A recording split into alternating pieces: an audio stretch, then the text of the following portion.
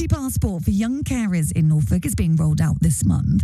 It's to help young carers avoid having to have the same conversations about their circumstances with teachers and other professionals and more easily access support.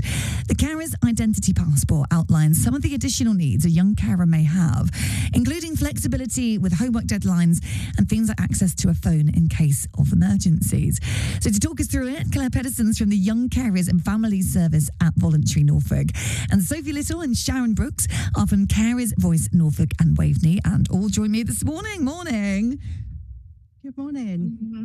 Oh, morning, Kaylee. Morning. Great to have you all here. So, Claire, start us off then. So, how did this come about? What sort of inspired you to kind of work together, both of your organisations, and come up with this?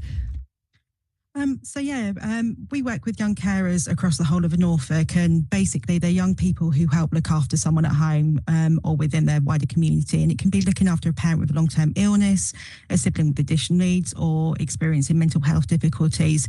And for most of them, they just see it as normal life and they don't see themselves as being anything different.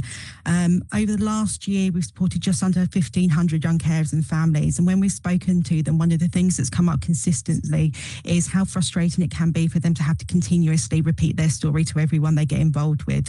And it really does have an emotional toll on them. They're experts in their own lives, and this passport essentially reflects that. They've helped shape it. We've spoken to them time and time again. They've helped design it. And it means that they have a simple, recognised way to say, I'm a young carer, without having to go into details every time. And working alongside Carers Voice, building on what they've already established within the GP surgeries and NHS is a real honour, and them being able to collaborate with us to extend that recognition into schools and wider services has been absolutely fantastic. And ultimately it just means that our young carers are seen and they are supported, and ultimately that change will have a massive impact on them positively moving forwards. And Sophie, so if you are a young carer and you have access to this passport, so what does it mean practically? So what does it look like? How does it work? Yeah, so it's available as a card and lanyard, so providing that instant visibility. The card and lanyard say I'm a carer on it, so it has, like I said, that instant visibility. So on the back, as Claire said, we've worked with young carers to co-produce a tailored back for young carers.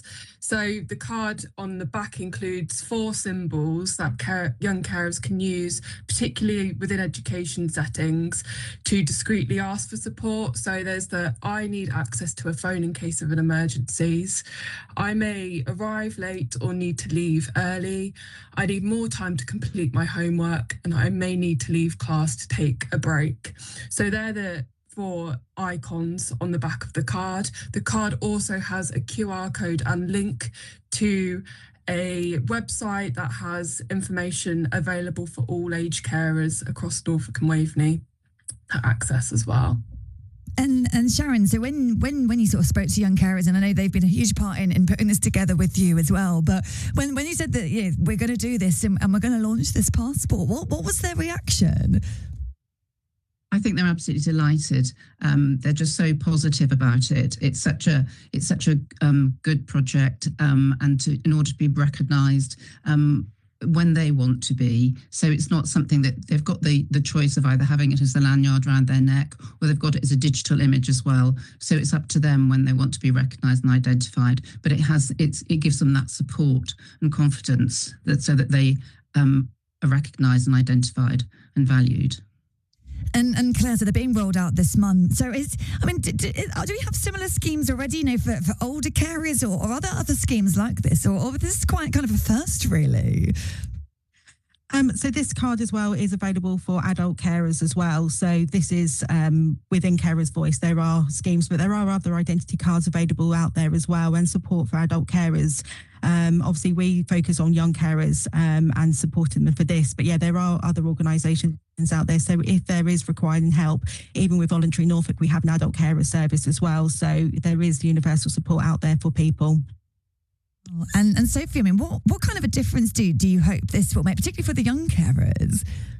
Yeah. So just to add on to your previous point as well, the Carers Identity Passport is available for all carers across Norfolk and Waveney. We've done lots of work with particularly healthcare settings, so the three big hospitals in Norfolk and Waveney, the Community Health Care Trust, the Mental Health Service, and GPs and dentists as well. So we've done a lot of awareness raising about the Carers Identity Passport. It's a tool for carers to be able to use to have that visibility, so they're identified, and it acts as a conversation starter. So people looking after the person they care for, they're the real experts. They need to be involved in those conversations about their care. And that's the whole premise of the Carers Identity Passport. It's something really simple, but can be so effective to make sure carers, the experts, are included. And Sharon, I mean, from the conversations you have with those that talk to you, what do you think are the kind of misconceptions? What are the things maybe that those that don't have experience of this might overlook or maybe get wrong? What are kind of some of those common issues that carers face? I think not being taken as seriously, not being an equal partner in the care of the person they care for. And I think it's really important that they have that recognition and that they are valued. And they can, as Sophie was saying, about in healthcare settings, it's a conversation starter, but they have a lot of experience about perhaps a condition that the person has. And so they can really help support the person that they care for. And it can be a conversation with health practitioners to make sure that the care and support is the best that's available at the right time. And Claire, so I mean, help us out with this. If you're listening to this and going, this is brilliant, I'd love to be able to access this. Maybe you're a carer, maybe you know a young carer. So who is this for, and where can you access this? How do you get hold of one? So I'll let Sophie go over the details of how to access that, because that's via Carers Voice. So, but if you are a young carer who does need support, they can just search Young Carers Matter Norfolk, and that brings up our webpage, which has some practical skills, a link to our app, and the referral form to get support for us this way. And then they can come through and they can work with us directly for the appropriate support. But also, just to go on from what Sharon was saying about our young carers specifically, when they are working with professionals, certainly within those settings, this card really does help include them in conversations, because quite often, because they are children and young people, they are sat there next to the person. Conversations are having between the person that's being cared for and professionals, and plans being made without them being part of it, even though they are delivering a huge part of it as well. So just to continue that point. But yes, Sophie, I'll hand over to you about the actual signing up of the passport, if that's okay. Yeah, sure. So carers of all ages can go onto our website, which is carersvoice.org. And there's a heading, Carers Identity Passport. And on there, it's the same form for all age carers to complete. But within that, there's a specific question for young carers, asking them whether they want the tailored version of the back that includes those symbols that they can use in education settings.